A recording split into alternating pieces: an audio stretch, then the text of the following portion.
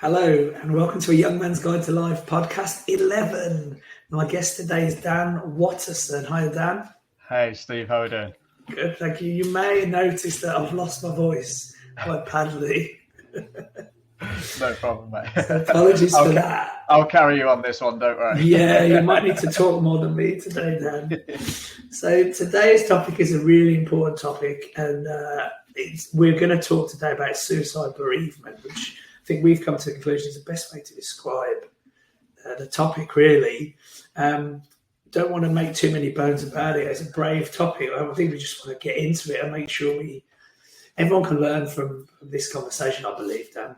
Yeah, absolutely. And I think it's an incredibly prominent topic, especially at the moment, Steve. I think obviously we were talking just before we started, one of the biggest killers of men aged between 18 to 45 is suicide. And unfortunately, I've experienced that firsthand with my brother taking that decision, and obviously we'll dive into that in a little bit deeper on that front. Well, I really appreciate it, and thank you for coming. I think it's really brave to get stuck into a topic like that, but I think we can learn from your experience, so I really appreciate it. Yeah, more than welcome to. So I learned this fact recently, and it really surprised me because of the way it was delivered to me. I know we've talked before about your experience, but then separately, a friend of mine who works in construction said to me, "Oh, I really like your podcast. It's great that you talk about mental health for men." I was like, thanks, mate. And he was like, I think it's really important in this for construction, especially because did you know what the biggest killer of construction workers is? And my brain went immediately to, machinery, because, you're working with heavy machinery and there's stuff going on all the time you could get killed by. And you guess that first. It's the first thing your brain goes to. And he said, no, it's actually suicide. So the construction industry is 99% men, I think, or something like that. And yeah, that's the biggest killer. And then the penny started to drop. It is quite prevalent. And I thought, when we spoke, God, it's a really important topic, and I think it'd be really good to get into it. So I hope you don't mind explaining your experience today, Dan. I think we can all learn a lot from it. Yeah, absolutely. Do you want me to just jump straight in? I'm happy to. Yeah, no problem. More than happy to. And just as a kind of side note, for anybody that might get a little bit thrown off by the fact I'm quite chipper and I smile quite a bit when I talk about this topic, bear in mind that this is a situation that I'm now 5.5 years on from. Yes. So it's not something, it still affects me to this day, but it's something that I've got quite a widened perspective on. So I guess we'll kind of take it back right to the beginning, really, and sort of talk through the situation as a whole. So to give you a bit of background on myself, I'm 32 years old. I come from quite a standard family structure. I'm one of three boys. Family growing up was in the southwest of England, in Devon. Come from quite a normal background, so nothing really extraordinary or different about myself. I'm just kind of a normal person. I was always the baby. Well, I am the baby of my three brothers. That dynamic might actually play into things a little bit because my middle brother, Aaron, who was always kind of a little bit different. His flame burnt brightly, and he was quite a big character. Unfortunately, whilst I was actually in the United States training for a brand new job, I received a call from my father, and it was one of those moments where you know what it's like when somebody calls you out of the blue, especially if you're in a different country. Your sixth sense kind of kicks in. And I do remember vividly that I stood there, saw the call coming from my dad, and I thought something's not quite right here, and you just know straight away. Picked up the phone, had the sort of initial couple of words exchanged between me and my father, and he gave me the unfortunate news that my brother had taken his own life. Subsequent to obviously that news sort of coming through, the best way I can kind of describe my initial reaction is, for anyone out there that's maybe played a first-person shooter, Call of Duty is quite popular. Yeah. It was like a flashbang grenade had gone off in front of me. My senses kind of went off. There was like a sharp kind of pitch sound, and I just remember screaming. I was in the middle of Washington DC, outside of the George Washington Monument, and I just screamed. It was just insane. Strangely enough, I actually continued just walking around Washington DC, connecting with different family members to try and piece together exactly what the situation was, what happened. Yeah. And I actually stayed in America for an additional week, because I kind of come to the quite a cynical evaluation that there wasn't really anything I could do at that moment in time. I couldn't change anything about the situation. My family had traveled home to Plymouth to be in the area where my brother was, and I just joined a new job. I was petrified about losing my job, that I needed this job to pay my bills and pay my rent and everything. It was insane. But the preceding few months after the decision of my brother to take his own life were some of the most challenging, thought-provoking. It's quite an interesting adjective to use, sorry, but one of the most enlightening moments in sort of periods in my life. I went to a lot of dark places, and there are a lot of things that come with suicide bereavement, like you said, that I don't necessarily people get to talk about too much. And one of the things that I've started to tell people and kind of remind people of, especially around this topic, is that one of the things that I find people that are in that depressive state and are in that situation where they feel as though the only option is to take their own life, is that when they ultimately take that decision, all that they're doing, one of the things that they are doing is that in their current headspace, they probably think that when they take that decision, the pain is gone. But unfortunately, that pain doesn't go away. It simply transfers to your family members, to your friends. It just moves through the chain. Got it. So one of the biggest things sort of coming from that decision was that nobody knew a reason. We didn't know why. There was, subsequently it came out further down the line that my brother had been talking to a therapist for some time, but nobody got told. It wasn't anything official, but it was kind of as a sidebar. Obviously that leads on to X amount of questions, which we don't need to worry about, but it was just a crazy period. And there's a lot of pain associated with bereavement, just normal bereavement, just dealing with, nobody ever prepares, for when your grandparents go or your parents go, that no matter how much you prepare, you're never quite set for it.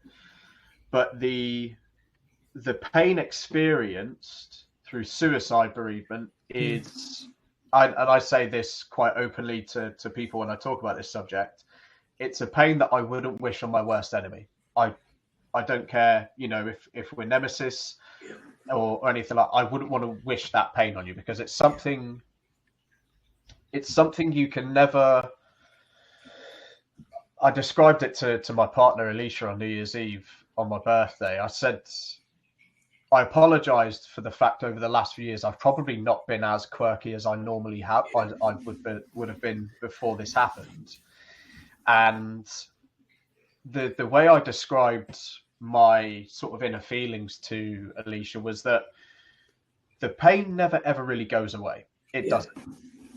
All you simply learn to do is become more resilient against it, or kind of with it. And I still struggle to this day. I have the odd moment here or there, but I have my coping mechanisms to kind of deal with those days that I'm having struggles. And one of the biggest things that I always recommend to anybody going through any situation is to simply talk. That is all it is. Even just a couple of days ago, I had a couple of days where my brain just felt frazzled, just couldn't get my head around things. I was having some struggles, and I literally just put a quick text in my kind of friendship group chat and said, lads, is there anyone else struggling here at the moment? Because my brain feels like it's all over the place. Yeah.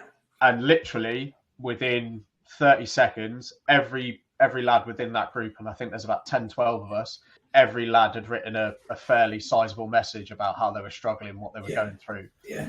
So it's your courage to communicate actually opens the doors for everybody else to feel comfortable to communicate. So if everybody can at least chat about things in some way, shape or form, I think it's just incredible. So yeah, there's obviously there's a lot to unpack. But are there any specific areas you want me to kind of double down on? Because I can, as you probably tell, I can talk for ages. I just think it's really, I think it's amazing how you've been through something so painful, and like you said, it's still painful, but are able to articulate almost from a third person, like, this is what happened, this is how it's happening, this is what helped me, this is what didn't. And the first thing that struck me is when I heard you tell me, or tell us all about how it first happened, I thought to myself, there's no way you can judge how you react to the news, because how would you react? How would anyone react? How would anyone do anything? Would you be quiet? Would you shout? There's no, like, when you told me about the logical stuff, like, you're thinking, oh shit, this has happened. Oh, I've got a new job. I've got to be careful I don't lose my new job. That's just how your brain works, isn't it? That's just the most logical thing in the world. And that makes total sense, because how else are you going to think? What else are you going to do? There's no one way of reacting to something. There isn't. And you can't judge, and people are all going to react differently to things and handle it differently. But I think the talking element was super important, because guys are known not to talk as much as women when it comes to emotions, feelings, all that. That's just good. It's not good, actually, which is known. And like, what did you do then when you were in the kind of darker times? Did you have any like formal therapy or meetings or anything like that? I did. Do you know what? Strangely enough, I never had any formal therapy or kind of sessions with any professionals. Not for a want of not wanting to go down that route. Yeah. But I think because of just everything going on, I don't think I ever really found the time or found the headspace to consider that as an option. And funnily enough, it's something I've been considering recently over the last couple of months, whether that's something maybe I start doing now just to talk with someone from a professional background to kind of muddle through some things. And I'm quite an avid podcast listener. I listen to any and all podcasts, you know, across all spectrums. And one trend I've actually noticed across a lot of famous people is that even they do quite regular therapy sessions. Yeah. Now these are people that earn millions and have probably, you know, untold amounts of fortune and have, you know, crazy lifestyles. So I've kind of started thinking to myself, well, if they, you know, utilize this kind of service and they utilize that as an option to kind of unpack things, what's to say somebody like me, just a normal guy, doesn't need it as well? Or, you know, whether that's like a monthly check-in, a weekly check-in, however that structure looks, it's something I've considered. But to kind of go back to your question in a roundabout way, that's good. My kind of formal coping mechanisms have always been built around keeping myself physically active. I've asked that. Yeah.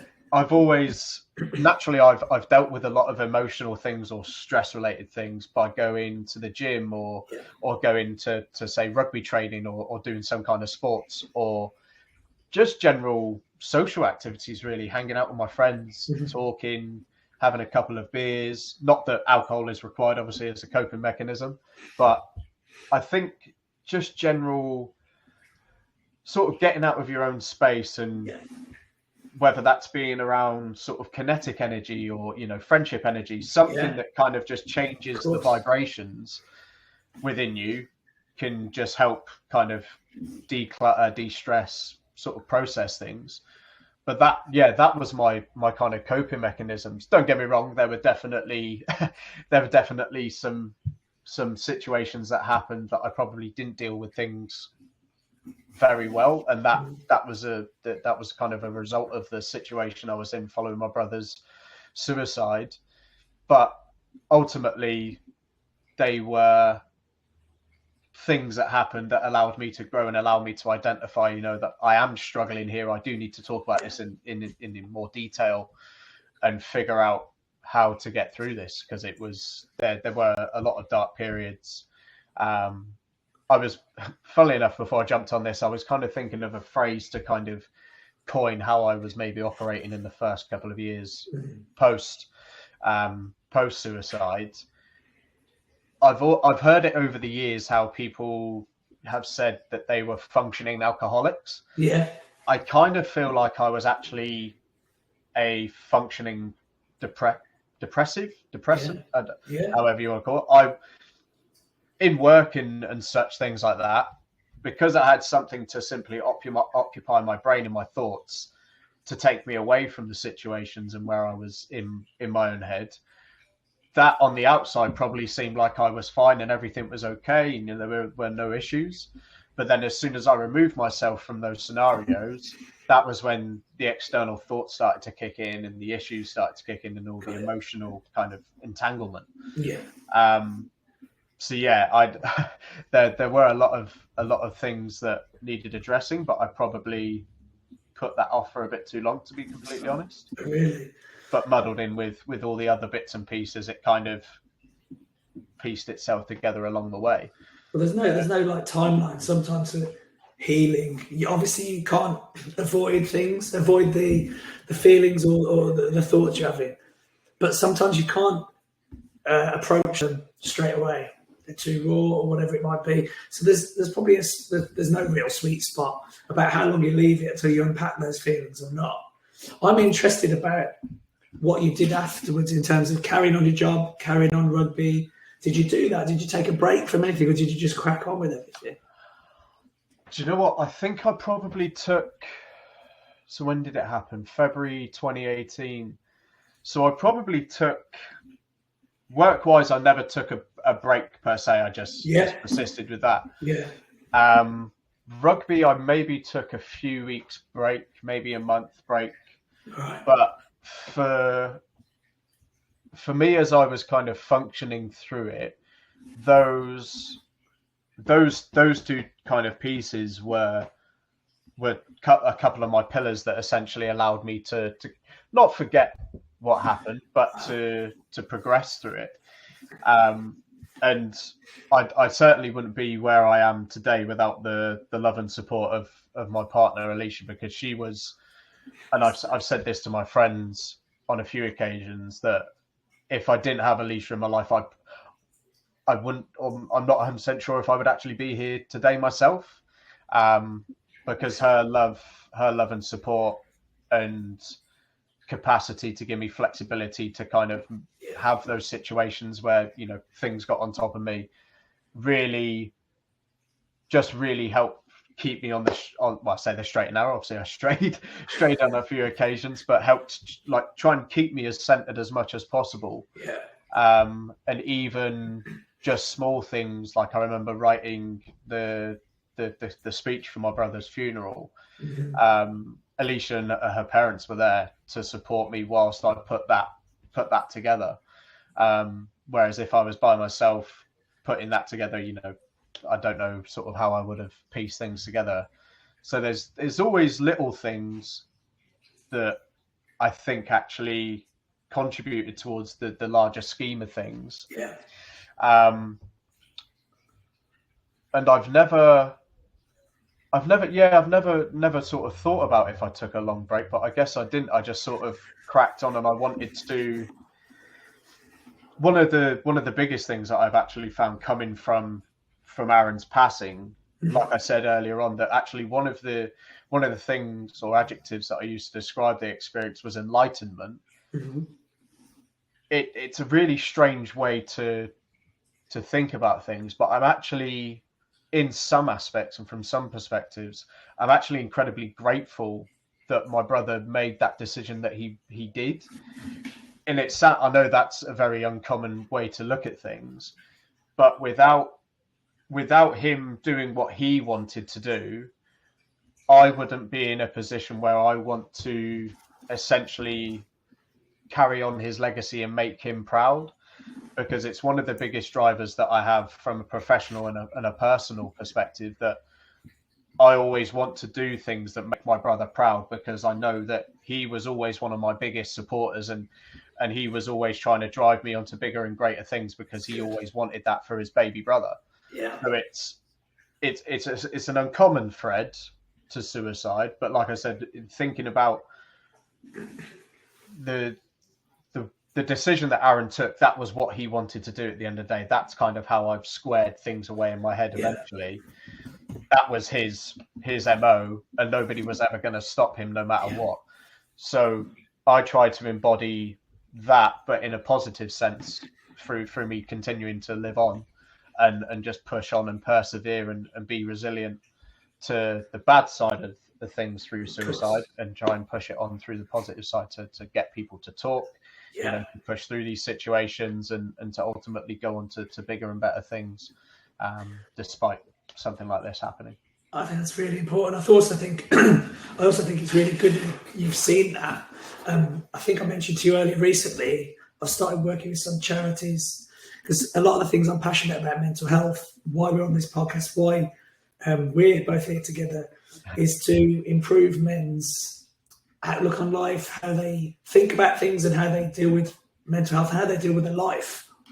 And in doing that, I've been introduced to a couple of charities. One charity is called Papyrus UK, which are the prevention of young people's suicide. And the difficulty is, we don't know, from the experience that you've just shared with us and some of the experience I've talked about with other people, nobody knows why the people that take their lives make a decision. So we can't just say cause and effect. If we fix this or put money into this, it'll stop people doing it, because we won't.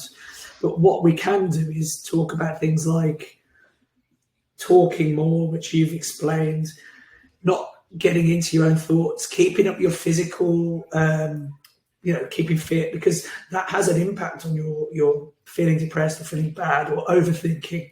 Yeah. And all of these things can at least help your mental health, at least help your overthinking or your depressive state, which may or may not help reduce people taking their own life, but at least it will make everyone else happier. And I think that's what they're doing, and that's what I'm trying to do with a lot of this. And then recently from work, because more and more people at work are hearing that I'm doing a podcast and stuff, a group of people that work with a charity called SOBS in Horsham, which is survivors of suicide bereavement.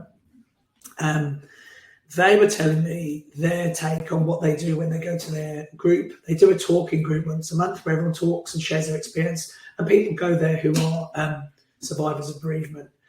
And they were saying talking really helps, but also breaking the myths, because when we were all growing up, before we've really know enough about this or have experience of it, there's a lot of sound bites that people say, like, oh, it's the wrong thing to do, you're not supposed to do it, it's the easy way out, all this kind of thing. But when you meet people who share their experiences, they say things like, look, at first I was really, really broken about it, and it took me a long time to get over it. But when I look at it, sometimes I think they were never happy in this setup, in this society, in this world. And there's a lot of views that come from the bereavement survivors that say there's a multitude of experiences and why people do it, and then what happens afterwards and how you feel about it. But as long as you can make sense of what happened and make it positive, I think that's amazing. And I think that us talking here hopefully would make other people understand it better and empathise, because those kind of attitudes are just ignorant, because you don't know until you know someone, or until you meet someone or hear someone like you talking. You're not going to know. Yeah, and I think a lot of it is actually exposure to these kinds of conversations. That's the thing. And it's even the little conversations that make a huge amount of difference. So for example, one of my friends the other day when I said we were all chatting about our issues and sort of anxieties and struggles we were having mentally. Yeah. One of the biggest things that he mentioned was that he's been really looking at changing jobs and kind of changing vocations. Yeah. But he had this really severe internal doubt that he couldn't go on to something different because he'd always been in the industry that he's been in for years and years. Oh, yeah. And all of us grouped around him, obviously via a group chat, and we said to him, "Say, listen, there's nothing stopping you here. Like you are an incredible person. You can do this." And I'm not saying that we put it into the universe or anything like that, but he actually got a job he applied for 2 days later. So I guess what I'm trying to get across to people is that it's just little conversations can have a huge difference on how people think and have those internal conversations with themselves, because it can, if you're able to pull out just the smallest of things, you'll be surprised what people will give back to you. Right. So that's why you got to talk. I think that's what I'm hearing. That's what we're both saying. It's because we've got these weird beliefs. Like I said, it could be a belief about what this topic is like, or a belief about yourself, like, oh, I can never do that.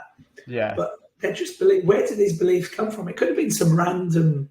I think in my book I tell a story about how one of my really good friends was an amazing footballer, and one of the talent scouts for the professional club said, "No, you're too short. You're not going to make it. You're 5'6.5". You're too short." Now Messi's 5'6", isn't he? Yeah. And Pele was about 5'6", and Maradona was 5'4". So it's like, what has a right for that guy to say that to a young kid? And subsequently, my mate quit football. And whose right is it to put that belief in that kid's head? But that's the thing. We have these beliefs put in our head from anywhere. It could be our parents, it could be school teacher, it could be anyone. And until you hear some feedback from other people, you realise that belief you had about yourself was bullshit. Like your mate hearing from you, like, actually, you're pretty all right. You could be right. Hopefully, it quashed that belief that he's probably been owning for years based on who knows what, random thing probably. Yeah, it's crazy. Like little things like that can be put in your head from a young age, and it stays with you for many, many years. I think that's why it's so important for people in no matter what position they're in, whether it's, being a teacher, being a social leader, anything like that. I think it's so important for them to understand that although you might have an opinion on something, or might have a belief on something, that doesn't necessarily mean that it's got to be everybody's belief or everybody's opinion. Exactly. I mean, Andres Iniesta, I think he was the same. I think they said that he was too small to ever play professional football. I think he was one of the best players in the world, and has won countless amount of titles. So it's crazy how one person's opinion can actually change things up quite dramatically. That's absolutely it. Well, I just think it's really brave, and I think it's really helpful to get this out in the open for exposure. Yeah. People can quash their own beliefs and maybe ignorance about this topic, but also I really commend how you got through it, and you can look back on the experience and now talk about it. And I think it's really great. So I really want to thank you for that. I think it's really, really, really brave. No, it's my pleasure, mate. And thank you so much for just having this platform in place to allow people like me and allow people from all different kind of perspectives to talk about their experiences, because I think that's one of the biggest things that we need to improve is people's exposure to the general person that's going through this kind of stuff, because ultimately it just allows us to know that, we're all human, we all go through these things. And that there are loads of us that have shared experiences like this, and we can all learn from each other. Absolutely.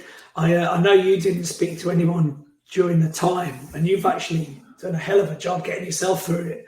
But just in case, I'll share the links to any charities that I mentioned today, because that could be helpful too for people who are in that situation.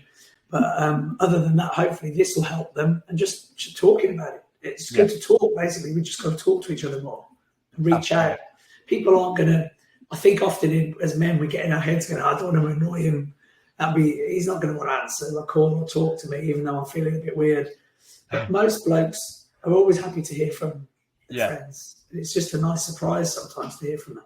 Yeah, absolutely. A problem shared is a problem halved, I always say to my friends. So you're better off at least telling somebody, because then it takes half of the weight off your plate and you can deal with it better. Exactly.